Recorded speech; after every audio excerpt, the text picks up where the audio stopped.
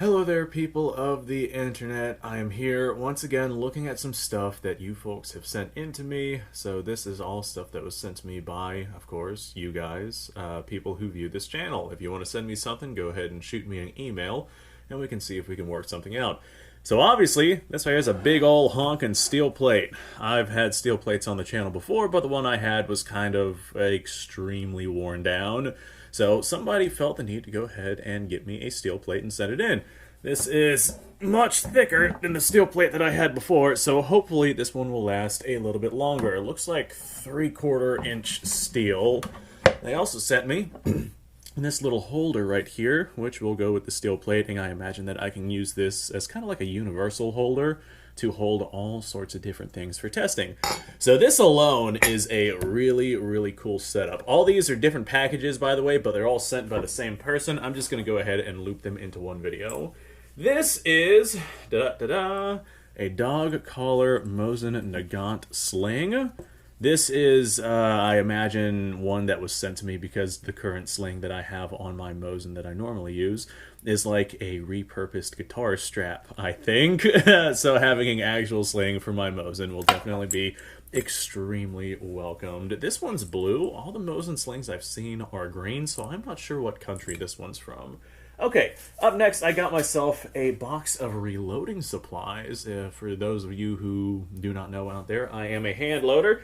I got all sorts of cool stuff here that was sent to me for hand loading purposes, along with some stuff that maybe is not necessarily for hand loading. I guess it depends on your definition of what hand loading is.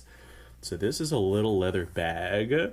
And I was thinking to myself, what's in the little leather bag? Well, let's find out. This right here is actually full of old round ball lead ammo. I'm not sure the size of it. It looks like 45 caliber, might be 50 caliber. I'll have to test that with my calibers. But that being said, I do really, really like this little leather bag with those round ball in it. That's pretty gosh darn sweet.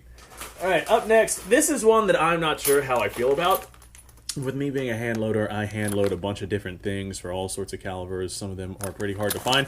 This is 765 Argentine, and it is primed cases. That's fantastic. The only issue is that if we look at the primed case, if I can manage to get one out here. If we look at the primed case, it's got one of those crimp-style primers on it that surplus ammo tends to have. It's also got the head stamp of a surplus round.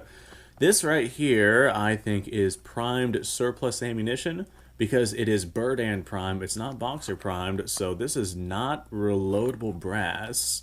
So I can load this once, but once it's used, it's used. I might try converting this to boxer prime, grab myself a drill, and see what I can manage to pull off there.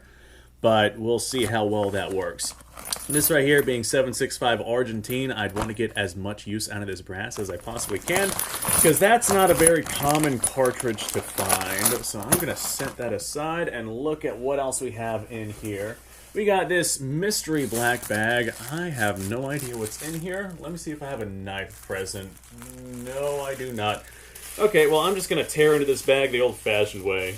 Alright, it feels like bullets of some kind. My bet 45s. Yeah, this right here is what it is full of, that black bag. And these look like 45 ACP rounds. I'm going to go ahead and measure them out just to check on that. But yeah, they look like 45s. So I got me a little black bag of 45s, which is awesome because I use my 45 all the time.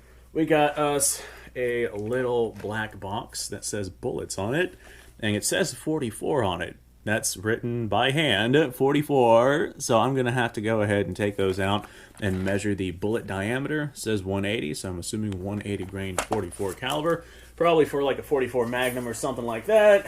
What else do we have here?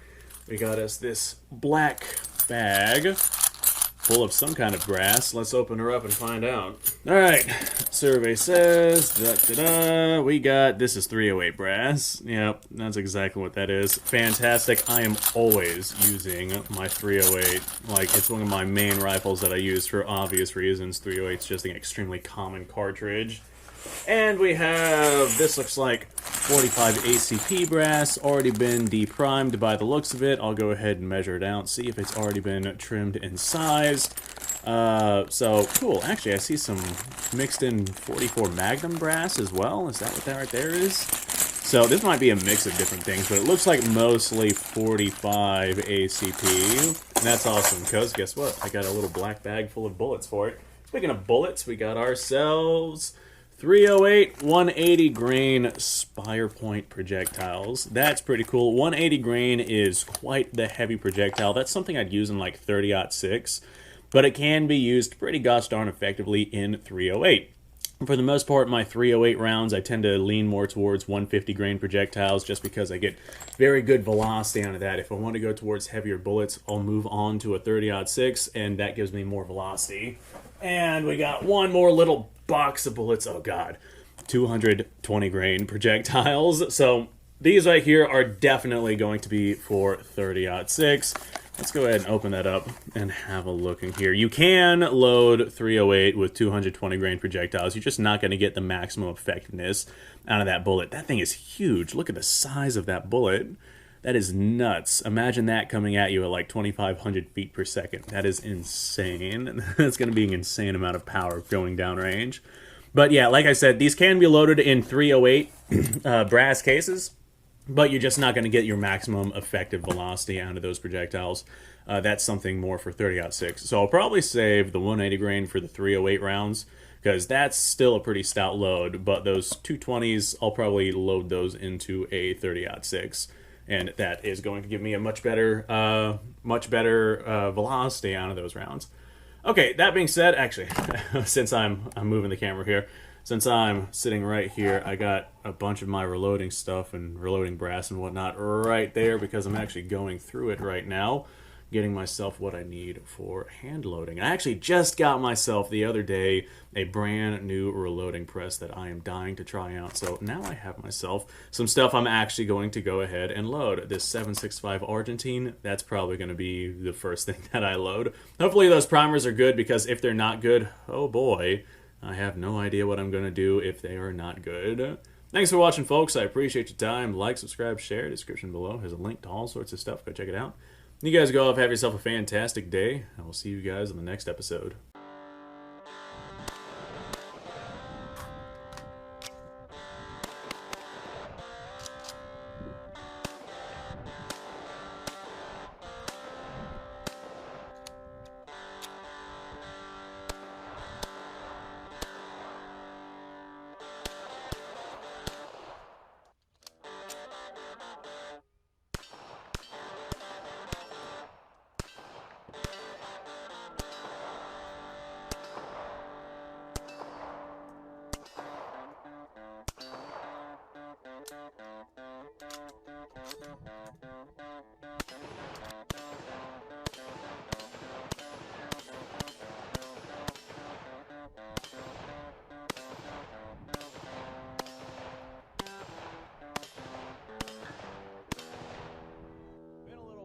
Since I've done this.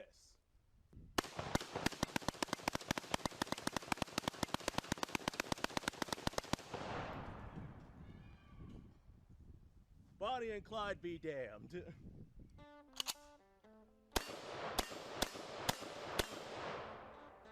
Poor man's Garen.